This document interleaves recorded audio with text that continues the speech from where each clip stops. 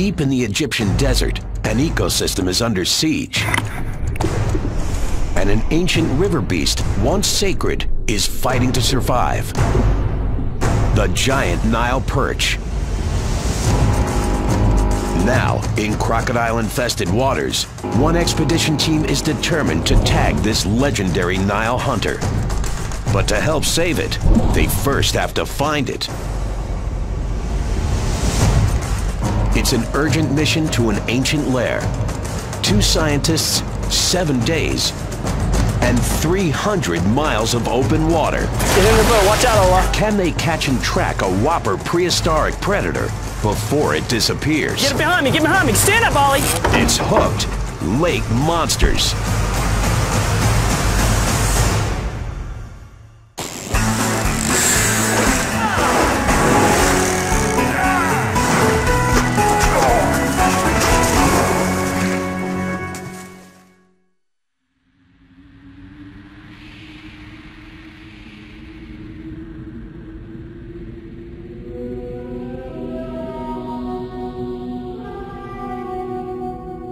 Egypt.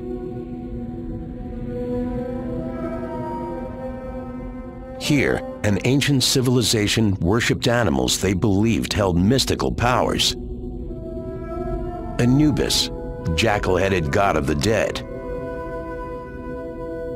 Bast, feline protector of fertility.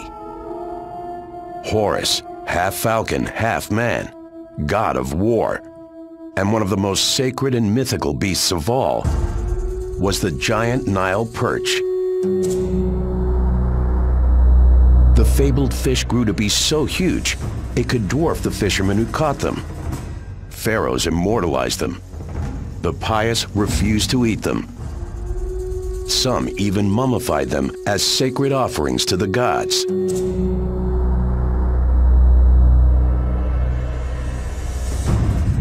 This legendary ancient predator has hunted Egypt's most famous waterway for millennia, taking its name from the Nile River. One of the most important fish for the ancient Egyptians was the Nile perch. And you see it in tomb reliefs and even in temples, because this was this huge fish, and they symbolize this sense of rebirth and resurrection. The Egyptians thought it was a really fearsome fish.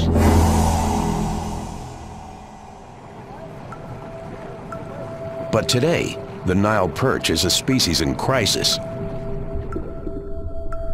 In its native range on the Nile River, facing pollution and overfishing, the fabled whopper is disappearing. Total population unknown. Many of the Nile River's last leviathans lurk here. Lake Nasser, a remote Nile reservoir. To save this treasured icon where it once thrived, Lake Nasser may be the final frontier. But time is running out.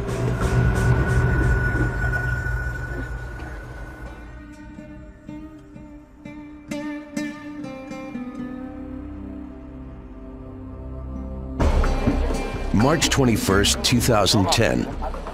Cairo, Egypt. Justin Grubich is an assistant professor at the American University in Cairo. He's launching the first ever Lake Nasser Nile perch expedition.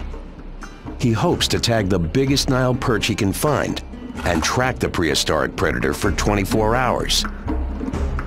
In the fight to protect this mammoth river beast, knowledge is power. What I'd really like to figure out about the Nile perch is where they spend their time, where they eat, where they reproduce. That's what we need to know, first of all, so we can start protecting them. A lot of them are overfished these days, even in the Nile area where they're native.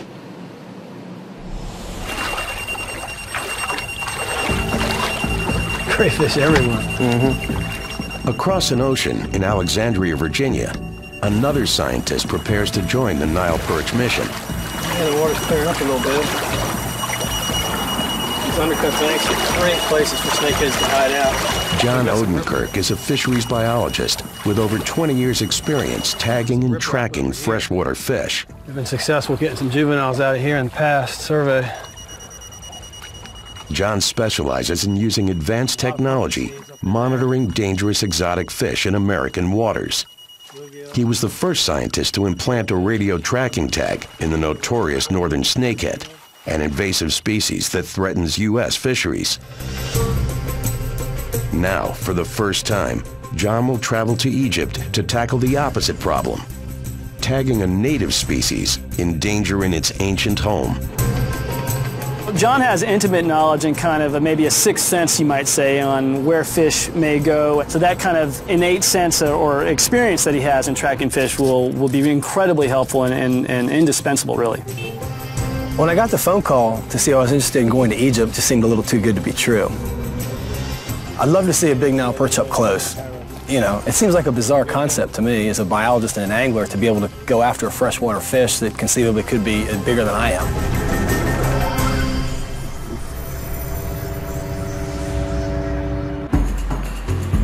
March 23, 2010, Aswan, Egypt. You Justin? Yeah, John. It's great to meet you, Father. Pleasure, man. Expedition day 1 of 7. John Odenkirk, Justin Grubich, and the team's research assistant Ali Femi gather together for the first time. All right, let's do it, man. All right, let's go. They begin the desert trek to Lake Nasser in search of some of the Nile's last remaining giant perch.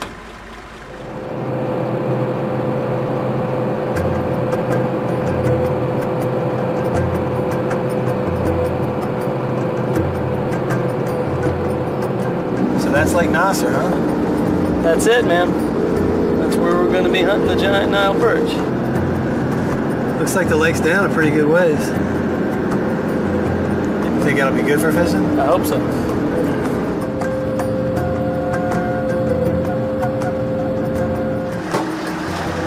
Wow. Hello. Hello, I'm Ahmed. Right. Nice to meet you. To help them navigate the vast Lake Nasser, Justin and John are teaming up with a group of veteran local fishing guides. You ready to catch a big fish? I'm definitely ready. Yet no amount of experience can guarantee a whopper catch. Lake Nasser is the second largest man-made lake in the world. Covering some 2,000 square miles, tracking a giant Nile perch here may be an impossible challenge. To date, no expedition has even attempted it. And the team must face another notorious aquatic predator, the Nile crocodile. Growing up to 20 feet long, Africa's largest crocs kill an estimated 200 people a year.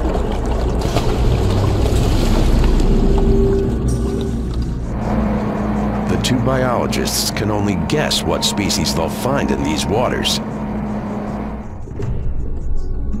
What's fascinating about Lake Nasser is that we don't really have a good baseline knowledge of what the biodiversity of fishes is in this lake. But one thing is known. In the last decades, as human populations swell, increasing demand for the Nile perch and two of the perch's favorite prey, tilapia and tigerfish, has taken its toll. Giant perch once grew up to 6 feet long, weighing nearly a quarter ton. Now, in this threatened ecosystem, such whoppers are rare. There's a lot of fishing pressure here, and that has the potential to not only take the prey species that the perch need to survive, but also as a non-target, they're catching the young perch before they have a chance to mature and sustain the population.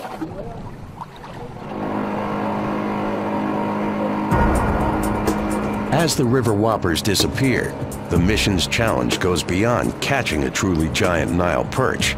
They also want to tag one using state-of-the-art technology. To implant an acoustic tracking device called a telemetry tag, the team must make a surgical incision in the perch's gut, embedding the tag securely as possible. The harmless tag will remain in the fish indefinitely. But the visiting expedition has only a narrow window. Once the fish is back in the water, the team hopes to track the tag's acoustic pulse instantaneously on a handheld receiver. What we will get is basically hour-by-hour data that tells us how deep the fish is, what temperature, water temperature it's in, and where it's actually moving and going hour by hour. And that will help us build a daily picture or a 24-hour cycle picture of the life of a Nile perch. A 24-hour picture may someday mean the difference between native Nile perch survival and dangerous decline. But there's a problem. The signal has a limited range. To capture a day in the life of this ancient alpha predator, the team must stay within 200 yards. Stray further and they risk losing the signal. Move closer and they risk spooking the fish and altering its behavior. The expedition must physically chase their perch across Lake Nasser, going wherever the elusive hunter roams. It's a very difficult task, very difficult at best. You know, we don't know the water. We don't know the fish's behavior is going to be. So essentially, we have a bit of a handicap going into this thing. So it's just, you know, we have to be on our toes.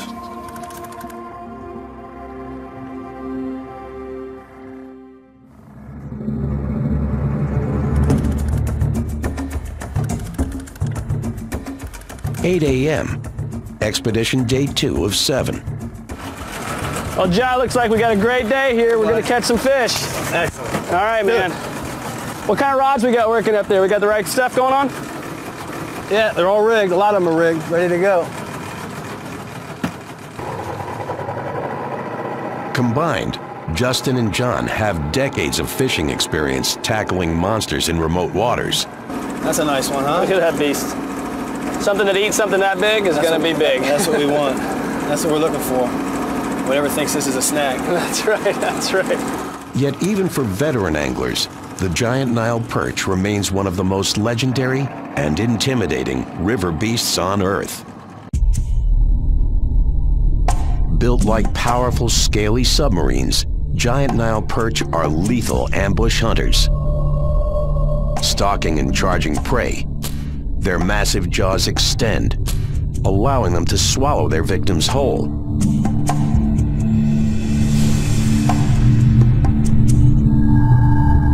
And Nile perch top the freshwater food chain as one of the largest fish in the world.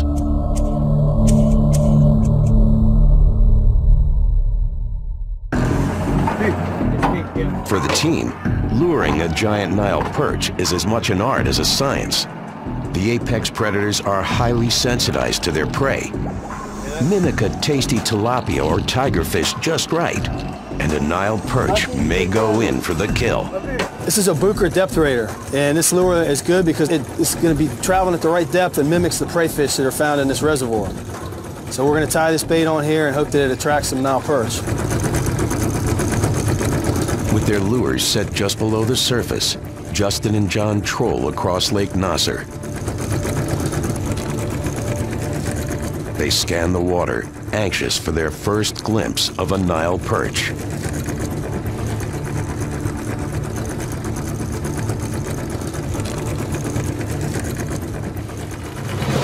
Fish on! Fish on! Then, with a sudden jolt, He's a tiger. Justin has a fighting fish on his line. Yeah, good tiger. Here. Oh, he's gonna jump. Oh yeah! All right. It's no Nile perch, but it is a fearsome predator. The team's first chance to battle a river beast face to face, the piranha of Africa. Nice tiger. On the hunt for a legendary prehistoric predator, the giant Nile perch, biologist Nice Justin tiger. Grubich fights a tug of war against another notorious river beast, the tigerfish. Ahmed? Yes. You got a gas for him? We're gonna get him in. Hold on. Ollie. Lift your rod up, Ollie. Come on. Watch out.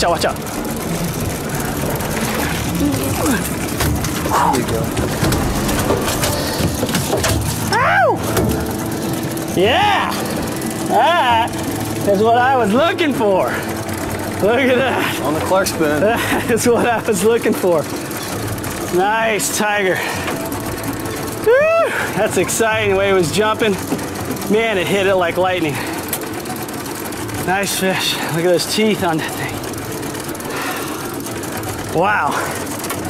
Super catch. Justin knows any fish he catches helps unlock the mysteries of Lake Nasser's underwater food chain. To help save the disappearing giant Nile perch, he must uncover as much information as possible about its hunting grounds. Tigerfish sport a mouthful of flesh-ripping, razor-sharp teeth that can decimate prey in seconds. And like their South American piranha cousins, these tenacious hunters feed in deadly mobs. So what we have here is a magnificent specimen of a tigerfish, a big adult. It's just a fascinating fish. It's built for speed. He has these jaws that articulate like a bear trap. And as those clamp down, see those teeth interdigitate, they interlock with each other, taking chunks of flesh out of the prey. There would be a school of fish similar to this size that are hunting in packs, and they're going along the edges of this submerged vegetation, and they dart forward with a lightning strike and chomp right through the fish. It's really an amazing predator. Besides the Nile crocodile, a large tigerfish is the only predator big enough to attack a Nile perch. But only for so long. Once growing Nile perch reach their full-size potential, there's no contest. Perch rule the fish food chain. So massive, virtually no other predator can touch them. Yet now, as the team continues their quest to catch and tag a whopper Nile perch, the day's fishing brings no luck.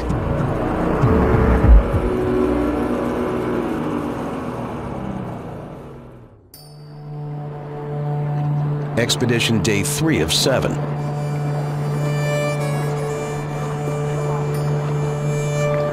After more long hours trolling Lake Nasser, the team's unlucky streak continues.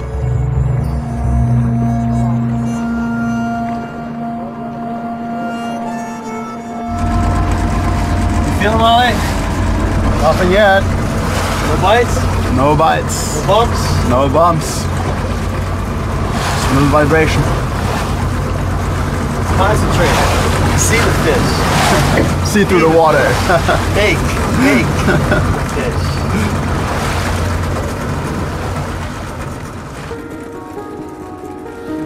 As dusk approaches, Justin hopes their luck will change.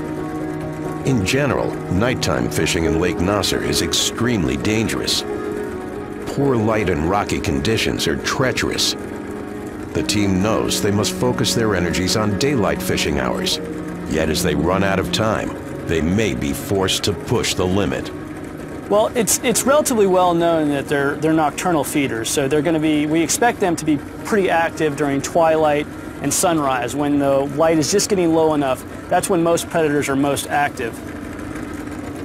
The expectation is, because they're very large fish, that they probably have certain territories that they defend, and that's kind of where they hang out. How large that territory is, we have no idea. So what the range of that territory is something that we're hoping to figure out.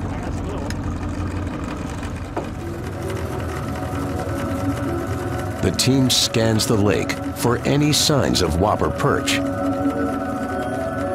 John and Justin want their tagging data to come from a strong, healthy specimen, able to withstand the stress of tagging. The men agree they'll only tag a Nile perch weighing at least 50 pounds.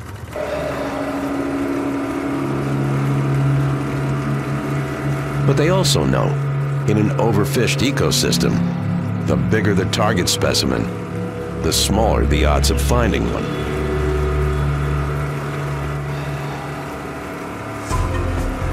Justin changes strategies. He switches to a fishing lure designed to skim closer to the surface. So as we're going to the shallow water where predominantly most of their prey is, this is going to be a better bait because it dives a little bit shallower, it doesn't go as deep. Now, under the murky waters, Justin believes the team's target predator may just be warming up.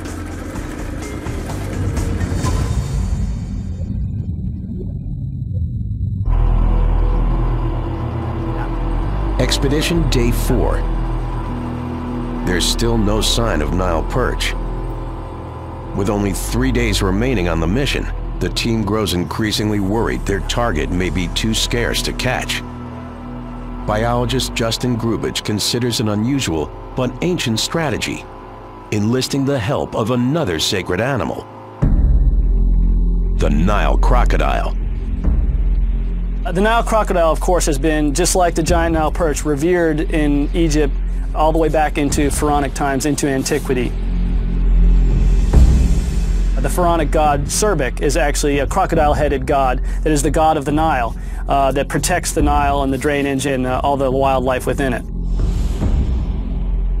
If it happens that we aren't catching a giant Nile perch, John and I may actually have to make a prayer to the pharaonic god Serbik in order to hopefully get in his favor so that he'll send a giant Nile perch our way.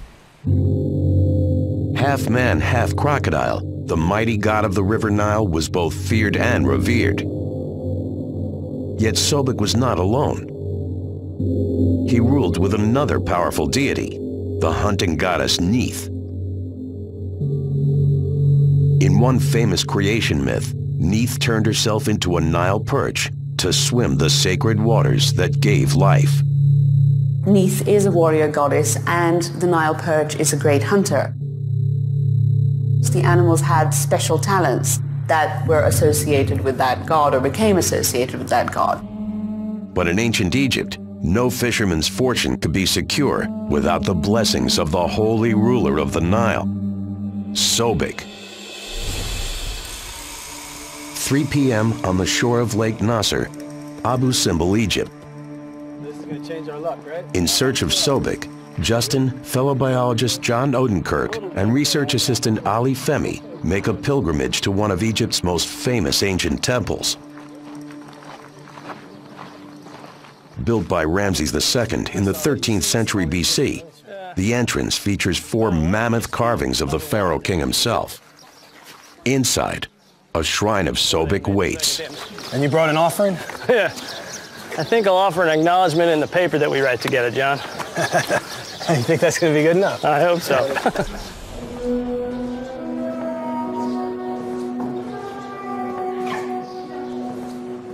Reaching the inner sanctum of King Ramses II's temple, the team appeals to an ancient deity to send the Nile's fabled giant perch their way. And that's Serbik.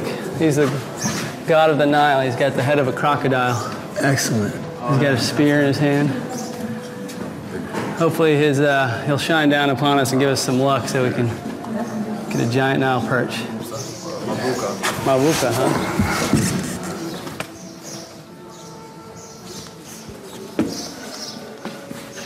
I think it's going to change our luck, John. I think so. Let's get back to the boat. Yeah, let's get back to some fishing and some science. Back on Lake Nasser, it's expedition day 5 of 7. The team now counts their remaining time in hours. To gain valuable data on giant Nile perch, they want to track a tagged specimen for a 24-hour cycle. Their window of opportunity is fast disappearing. We only hope that we'll find some fish later today. 6 p.m., dusk. It's the time of day Justin hopes hunting Nile perch go in for the kill. The team watches every motion and shadow on the water.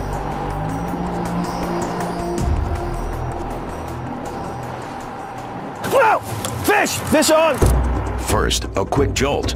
Then, John feels a powerful tug on his line. And it feels good. John struggles to maintain enough tension. Damn! While keeping the fighting fish hooked. He's gonna jump! Jump! He's gonna jump! As the whopper clears the water, Justin and John get their first glimpse of their expedition's target. It's a Nile perch. Reeling as hard and steadily as he can. As the writhing fish tries to break free, John must maneuver the perch to the boat. Yeah, baby. That's what I'm talking about. Woo! With a strong final pull, John has his catch exactly where he wants it.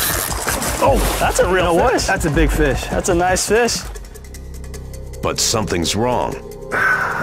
Look, he's got a gill net in his mouth. Oh, no, was that on my bait? Or yeah, it's a gill. It's got a gill net all wrapped up in his mouth. Examining the fish, John and Justin can see a piece of net blocking the Nile perch's throat. Unable to swallow food, the predator is slowly starving to death. John's catch has now turned into a rescue mission. You know what, John? We should cut that out. Yeah. I've got a knife in my pocket. We need a light. You see, he was probably trying to eat fish out of a net. John must be extremely careful not to harm the perch any further. Well, a gill net's going to last a long time. It's not going to break down very easily. Damn gill nets. The fish probably eventually would have died a slow death because it wouldn't have been able to gain nutrition through efficient foraging. And so we actually probably did that fish a huge favor. Nice fish, John. Oh, man. The fish is large and mature enough to tag, but John and Justin can only guess how long the lodge net kept the perch from feeding. Fearing the fish isn't healthy enough to weather more stress, they want to release it as fast as possible. Well done. All right, bud. Finally got you one. Put him in the lake for a minute or two. Too sudden of a release can be dangerous. After a catch, tired, slow-swimming fish are vulnerable to predators. The team must help the perch regain its fighting strength. His gills are flaring. He's pumping oxygen. He's gilling good. He's in good shape. Give him a minute. You feel good? Yeah. Happy, healthy? Yeah, oh yeah. There he goes. Down to the depths. Bye-bye. Good swim. You put me on the fish. Good man. It was very special to be able not only to release it to fight another day, but to help it out by removing that gill net from it and see it swim off strong. Well done. All right, bud. Finally got you one. The last couple hours have been really good to me. Yeah. I guess that that prayer to Surbeck is finally paying off. But now, as the men face the last 2 days of their Lake Nasser expedition, the mission's chances to catch, tag, and track a whopper Nile perch may be lost.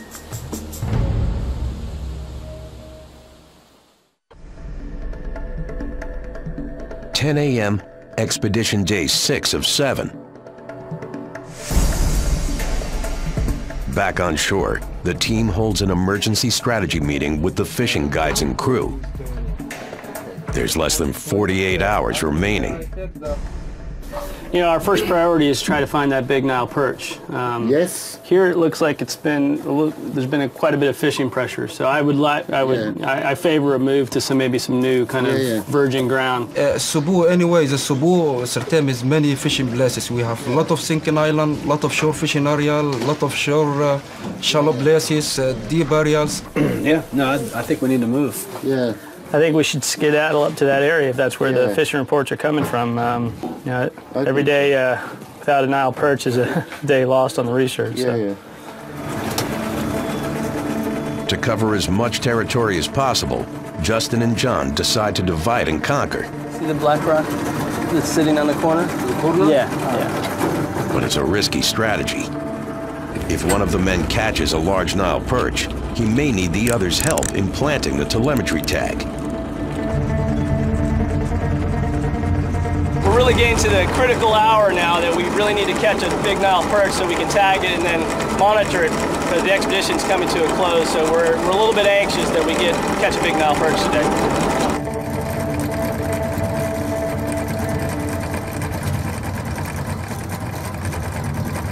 Fish on! Fish on! Justin's hooked a monster. Reel in, Ollie. Reel in as fast as you can. Under the boat. He's under the boat. He's under the boat. Under, but you can't round. I know. He's got to can you get the motor up? Okay. Around. Yeah. He's a good fish. He's gonna jump. He's gonna jump. Oh yeah! This is a taggable fish here. It's a Goliath Nile perch.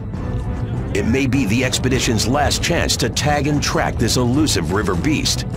He's gonna jump again. Here he goes. But now, as Justin fights for control, his expedition partner John is fishing on the other side of the lake. John's too far out to help Justin and Ali with the tagging. You're above me. Get behind me. Get behind me. Stand up, Ollie. Justin must quickly teach Ali how to wrangle monster fish before it's too late. Not yet. He's still green. He's coming soon.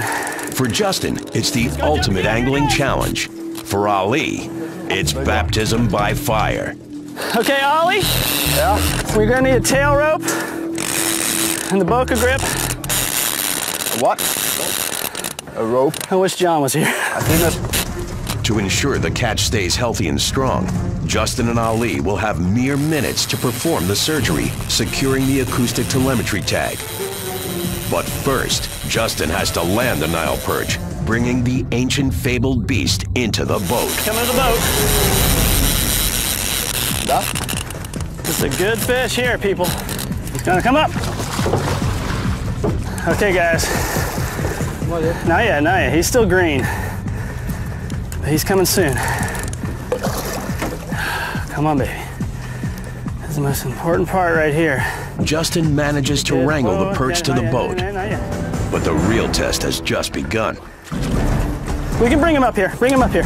To keep the fish healthy, he has only a few minutes to take measurements Ollie, get my kit. Okay. Kit. and judge if it's mature enough for the telemetry tag. Get your notepad out. I'm gonna start barking some data. To get the most useful data on species behavior and to avoid overstressing weaker fish, biologists avoid juveniles. Total length, 116. Instead, they target what they call breeders, strong fish old enough to spawn. Ooh, I took a knock on my foot. Look at that. That's okay. That's good stuff. That's a spine from a Nile perch right there. Good fun. Okay, gape, 17. The fish weighs in at 70 pounds.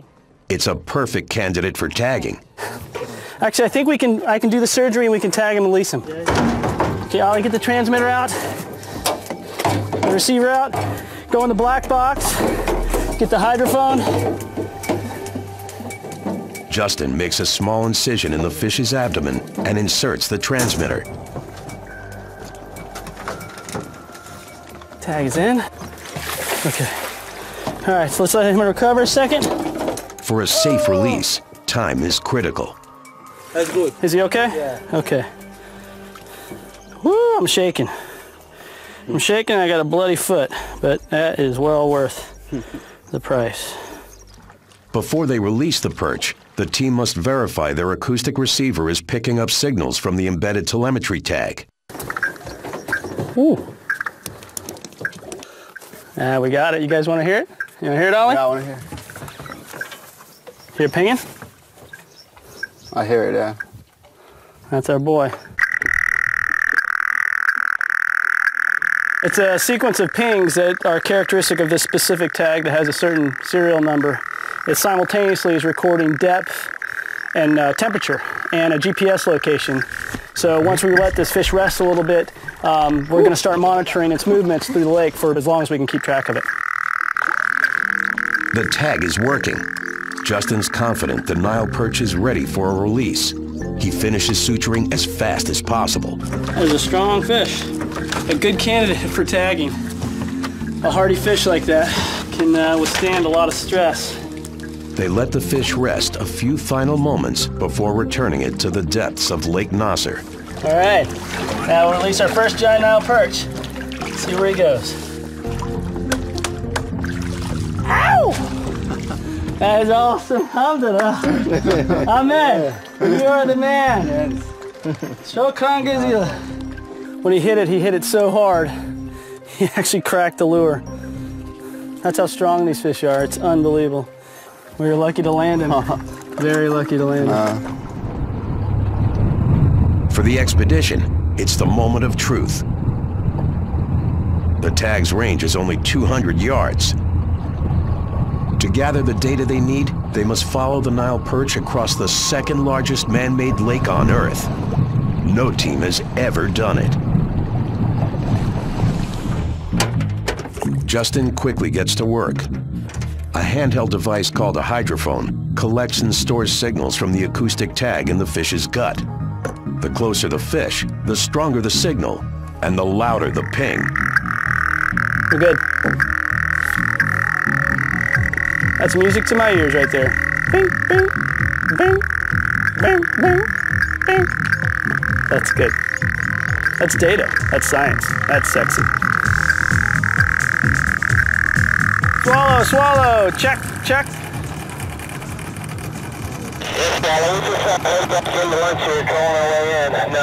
Nothing really going on. Well, John, we could use your help over here. We just tagged a 70-pounder. I'll believe it when I see the data. Well, get your butt over here, man. We need some help. 12 p.m., Expedition Day 6.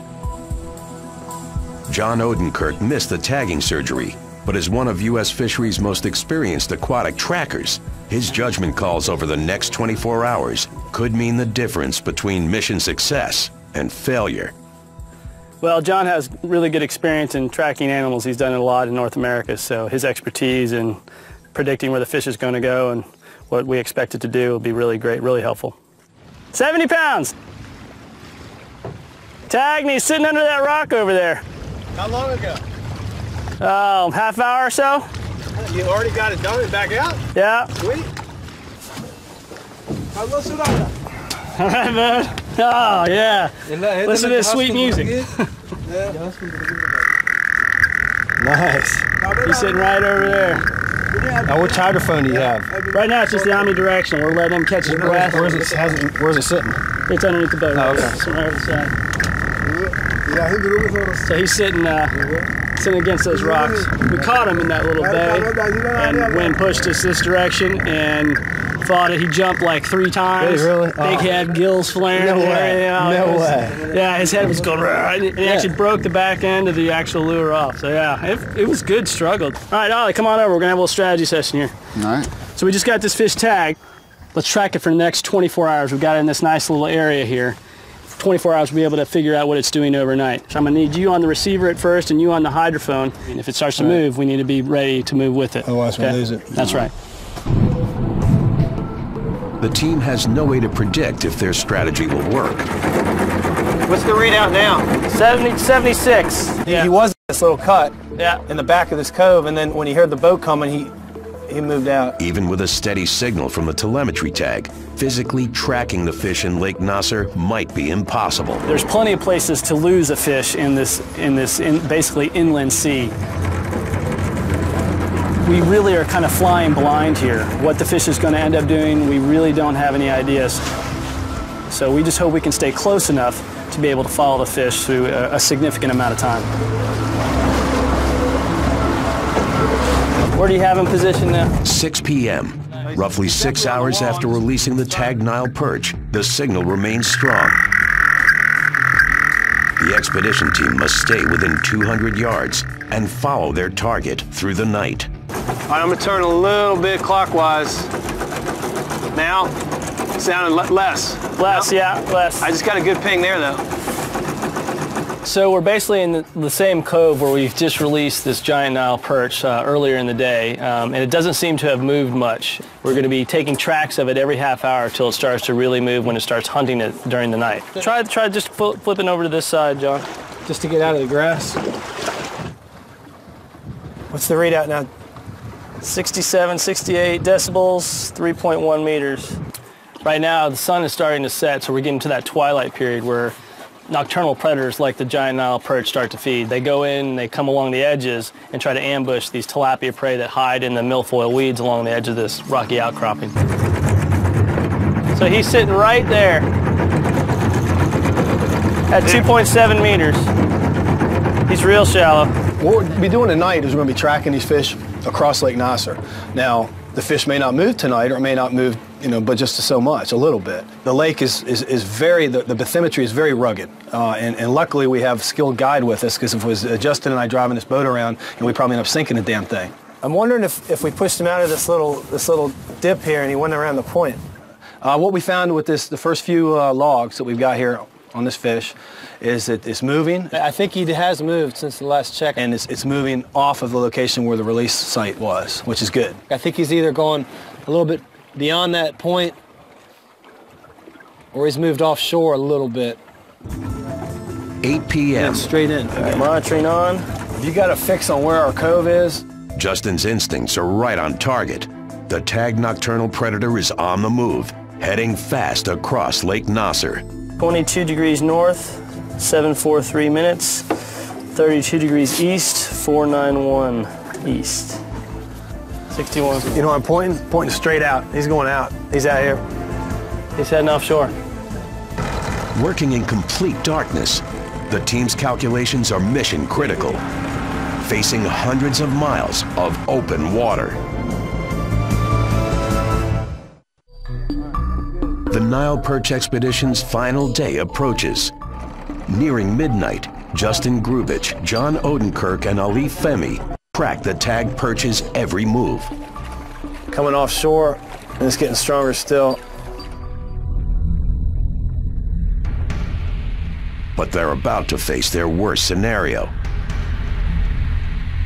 A sudden windstorm creates huge swells. In the pitch black, surrounded by jutting rocks, the team must decide whether it's too dangerous to continue. With this wind kicking up, though, I don't know. I hope it doesn't get too rough out here. It was white capping a little while ago. Well, that can really affect the way the hydrophone reads, actually. When the lake conditions change, you get, erroneous signals, and we could easily lose them. As the tagged Nile perch speeds across choppy waters, the men refuse to quit.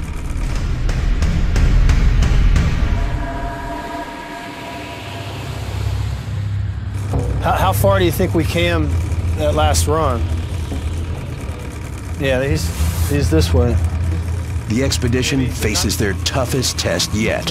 Like maybe he's swimming towards us. The weather worsens, and the biologists have to call off the hunt. As they return to shore, the team has no idea if they'll get another chance to find and track their fish.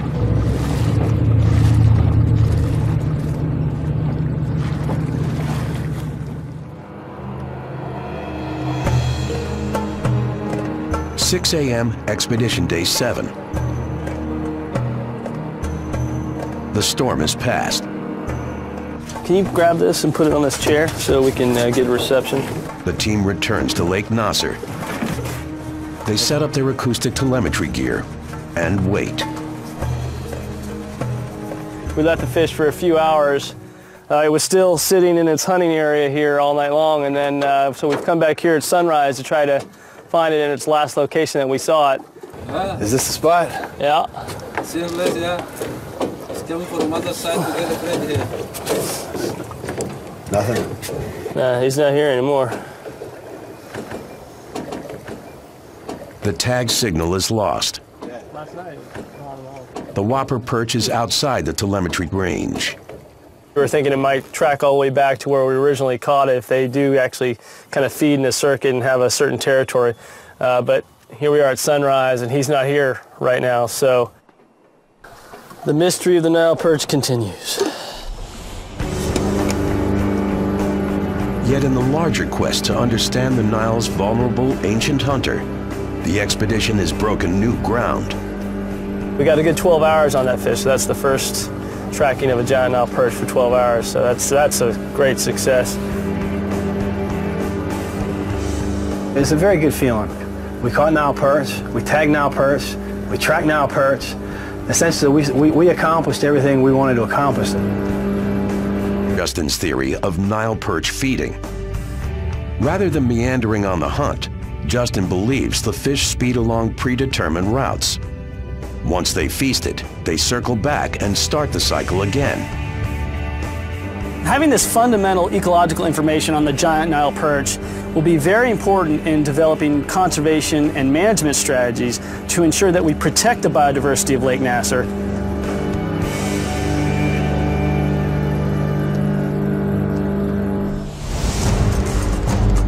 For biologists Justin Grubich and John Odenkirk, the Lake Nasser mission was a critical pilot study. The prehistoric hunters are disappearing from their most ancient lair, but tagging breakthroughs have helped science understand some of the planet's most extraordinary fish. Now, an ancient river icon may be the next protected predator on Hooked: Lake Monsters.